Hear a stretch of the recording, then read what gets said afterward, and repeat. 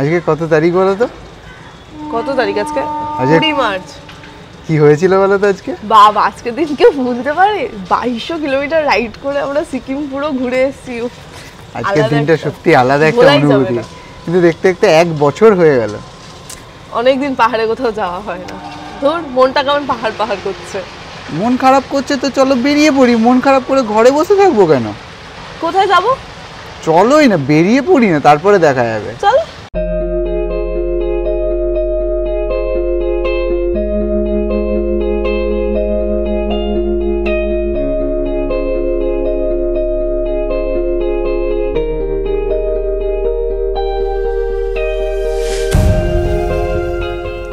উঠলো বাই তো কটক যাই, সবার জন্য অ্যাপ্লিকেবল। আর আমাদের মতো পাগলদের জন্য তো উঠলো বাই পাহাড় যাই। তাই উত্তর কলকাতা থেকে পাহাড় যাওয়ার জন্য হাওড়া তো যেতেই হবে। বেরিয়ে পড়লাম নতুন মেট্রোয় চড়ে হাওড়ার উদ্দেশ্যে। গঙ্গার নেচ দিয়ে মেট্রো ছুটবে আর কাপেল রাইডার ইয়ারি সেটা এক্সপ্লোর করবে না, তা আবার হয় নাকি? তাই দমদম থেকে এসপ্ল্যানেড হয়ে মেট্রো চেঞ্জ করে পৌঁছে গেলাম হাওড়া মেট্রো স্টেশন। কি সুন্দর তাই না, সাজানো গোছানো। তবে এখনো অনেক কাজ ইনকমপ্লিটই আছে।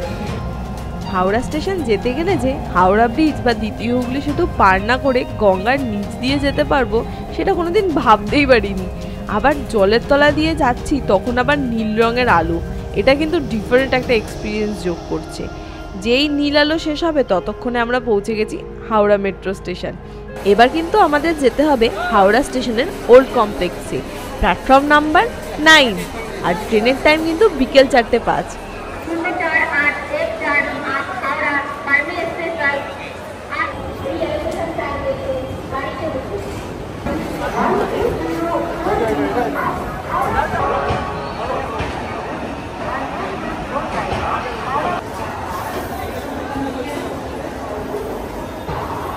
তো বন্ধুরা, যেমন ভাবা তেমন কাজ, কাটতে বললাম সৈকতকে ট্রেনের টিকিট, আর পেয়েও গেলাম সরাইঘাট এক্সপ্রেসের টিকিট।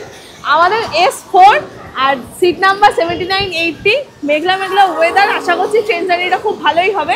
তোমাদের কিন্তু ট্রেন জার্নিটা আমাদের পুরোটা সাথে চাই, এনজেপি পর্যন্ত কিন্তু পুরোটা সঙ্গে চাই। আর চারপাশের ওয়েদারটা দেখেছো? মানে হাওড়া স্টেশনে এখান থেকেই কিন্তু আমাদের অ্যাডভেঞ্চার শুরু। চারপাশে যা মেঘলা ওয়েদার না, মানে চলো চলো চলো, মজা হবে। চলো ট্রেনে উঠে পড়ি, এই যে আমাদের কামরা। আর চলো উঠে পড়ি, তারপরে বাকি কথা হচ্ছে আবার।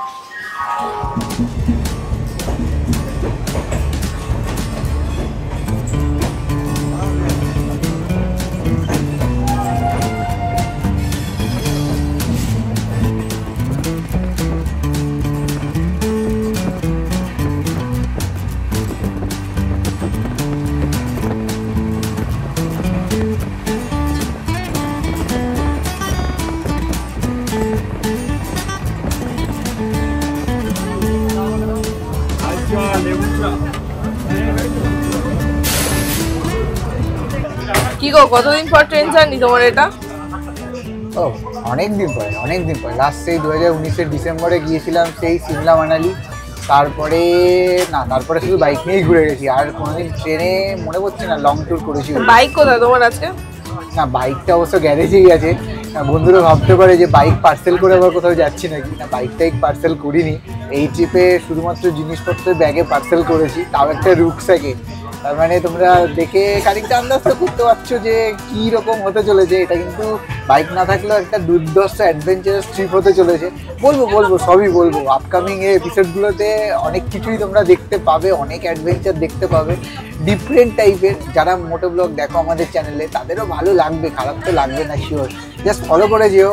তো আজকের ডেস্টিনেশন এনজেপি। এখন আমরা ট্রেনে করে সরাইঘাট এক্সপ্রেসে হাওড়া থেকে এনজেপি যাচ্ছি।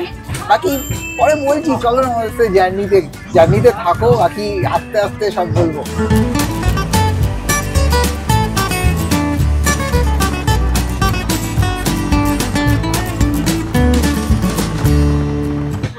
এখন বাজে 7:05। রামপুরহাট স্টেশন জাস্ট ছাড়লো।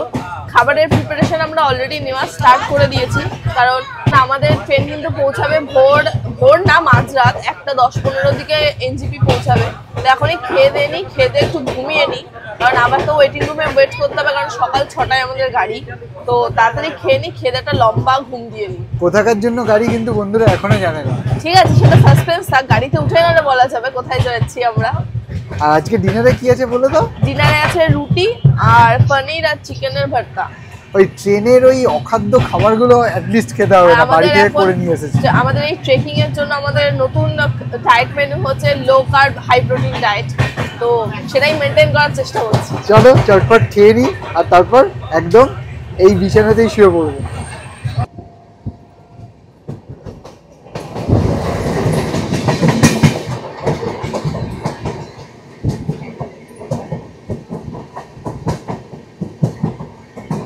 এখন বাজে হচ্ছে 8:40 আর ট্রেন ঢুকছে নিউ ফারাক্কা জাংশন, আর একটু পরে ঢুকে যাবে, এখনও ঢোকেনি। তো এখন যদি আবার সন্ধেবেলা, কিন্তু আমাদের তো উপায় নেই, কারণ ট্রেনটা একটা অদ্ভুত টাইমে এনজেপিতে ঢুকবে, সেটা হচ্ছে রাত 1টার সময়, মানে মাঝরাত। তাই যেটুকু ঘুম হবে সেটুকু তো ঘুমিয়ে নিতেই হবে। তাই এখন 8:40-এর সময় তোমাদেরকে গুড নাইট বলে আমি চললাম ঘুমোতে। দেখা হবে আবার তোমাদের সাথে কালকে সকালবেলা। এখন বাজে 1:22, ট্রেন এখন এনজেপি স্টেশন ঢুকছে। 1:05 শিডিউল টাইম ছিল 1 2 3 4 5 সরাইঘাট এক্সপ্রেস, কিন্তু একটু দেরি লেট হলো, মানে ঠিক আছে, মানে 15-20 মিনিট লেটটা এমন কোনো বড় ব্যাপার না। তো চলো সব একদম রেডি, নেমে পড়ি, তারপরে বাকি ব্যাপার বলছি। চলো এখন বাজে ঘড়িতে 1:30, মানে রাত 1:30, আর আমরা এখন এসে পৌঁছেছি নিউ জলপাইগুড়ি। আর এই আমাদের ট্রেন দাঁড়িয়ে, ট্রেনটা 20-25 মিনিট লেট করেছে। আজকে ফার্স্ট টাইম ট্রেন লেট করেছে বলে ভালো লাগলো, কারণ ট্রেনটা এমন একটা অড টাইমিং। তো এখন 1:30 বাজে, কী আর করবো, ভোর হোক, যতক্ষণ না ভোর হচ্ছে, দিনের আলো ফুটছে, ততক্ষণ একটু ওয়েটিং রুমে ওয়েট করে যাই। তো এখন আমরা ওয়েটিং রুমে ওয়েট করতে যাই, আর তোমরা একটু রেস্ট নিয়ে নাও, তারপরে কাল সকালবেলা দেখা হবে। Good morning. গুড মর্নিং বন্ধুরা, এখন বাজে 5:20, আর আমাদের পোশাক আশাক দেখে তো বুঝতে পারছো যে ঠান্ডায় পুরো কাবু হয়ে গেছি, কারণ এনজেপিতে বিভৎস রকম ঠান্ডা। এখন 5:20 বাজলেও কিন্তু এখনও সেইভাবে আলো বেরোয়নি, কিন্তু আলোটা জাস্ট বেরোনো শুরু করেছে। মানে এদিকটাই কিন্তু কমলা পুরো হয়ে আছে, এদিকটাতে পাহাড়ের রেখাটা কতটা ক্যামেরায় বুঝতে পারছো জানি না, একটু ভিজিবিলিটি প্রবলেম আছে, বাট স্টিল চোখে তো দেখে দারুণ লাগছে।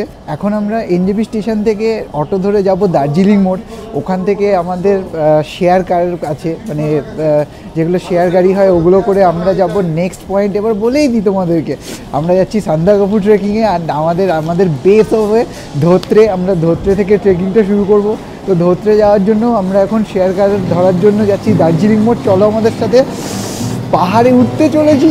উত্তেজনা কোথায় তোমাদের মধ্যে? একটা লাইক চাই।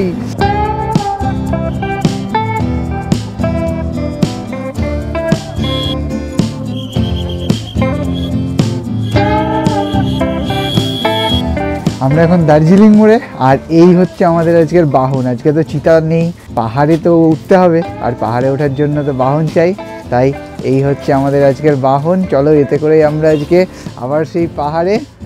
কেমন এক্সাইটেড? ভীষণ এক্সাইটেড। আর কেমন ঠান্ডা বলো? ঠান্ডা কিন্তু প্রচন্ড ঠান্ডা, উপরেও তার মানে এর থেকে আরো বেশি ঠান্ডা হবে। উফ, ভীষণ এক্সাইটেড। আমি যা নিউজ পাচ্ছি সেটা আরো এক্সাইটিং। এখনই কি বলে দেবো? ক্রমশ প্রকাশ্য। তো দেখা যাক কি আসতে চলেছে আমাদের সাথে।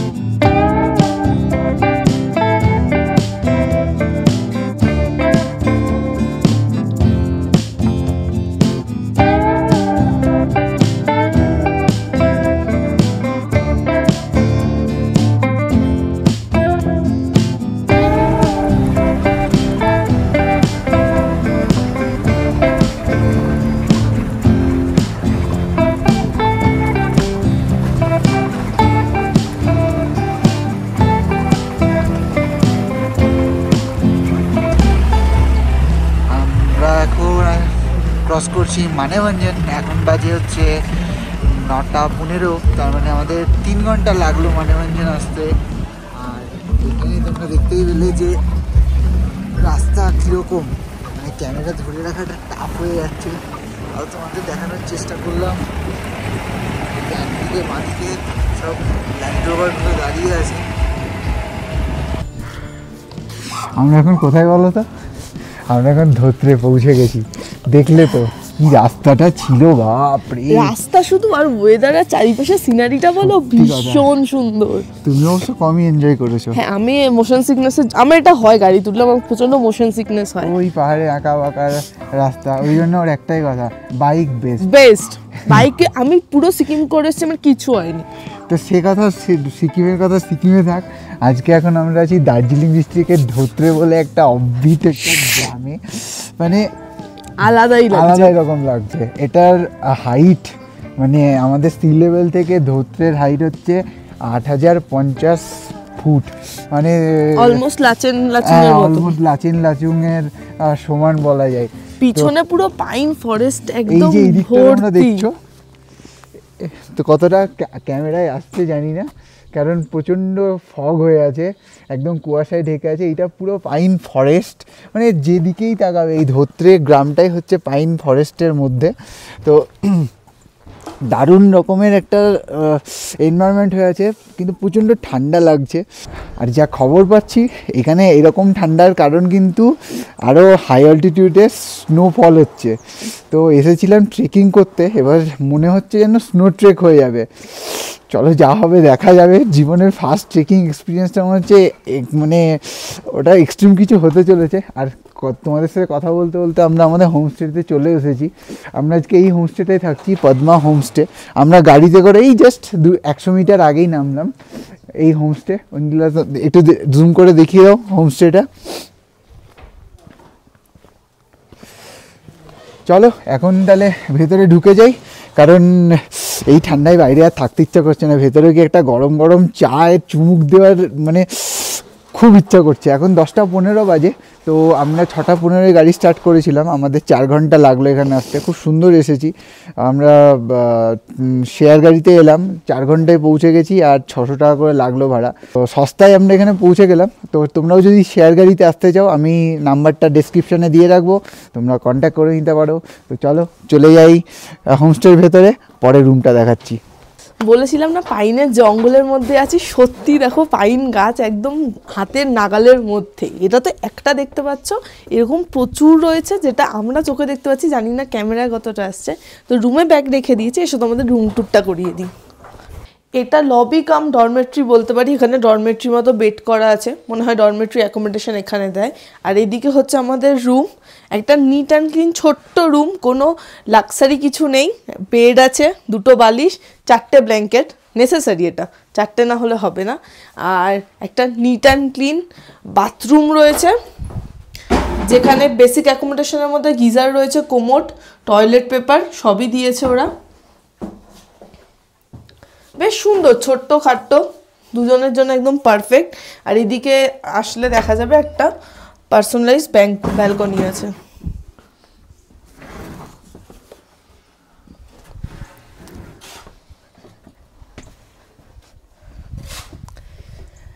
রুমটা কেমন লাগলো তোমরা কিন্তু আমাদেরকে অবশ্যই কমেন্ট করে জানিও। কলকাতা থেকে এনজিপি পার করে ধোত্রে তো চলেই এলাম। তোমাদের কাছে হয়তো ব্লগটা 20 মিনিটের মনে হবে, কিন্তু আমাদের কাছে প্রায় 24 ঘন্টার একটা জার্নি। অনেকটাই ক্লান্ত এখন আমরা দুজন। এখন একটু সময় হচ্ছে ফ্রেশ হয়ে দুপুরের খাওয়া দাওয়া করে একটা ঘুম নেওয়ার। তোমাদের সাথে বাকি কথা হবে নেক্সট ব্লগে। আর নেক্সট ব্লগ থেকে কিন্তু আমাদের ট্রেকিং শুরু, সান্দাকফু ট্রেকিং। আশা করছি ভীষণ একটা এক্সাইটিং কিছু তোমাদের জন্য তুলে ধরতে পারবো আমাদের ভিডিওর মাধ্যমে। তো আমাদের ছেড়ে যেও না, সাথে থেকো আমাদের। আর আজকের এই ভিডিওটা কেমন লাগলো তোমরা অবশ্যই কমেন্ট করে জানিও। আর যদি ভালো লাগে একটা লাইক করো, আর চ্যানেলটাকে সাবস্ক্রাইব করতে ভুলো না। চলো দেখা হবে কাল।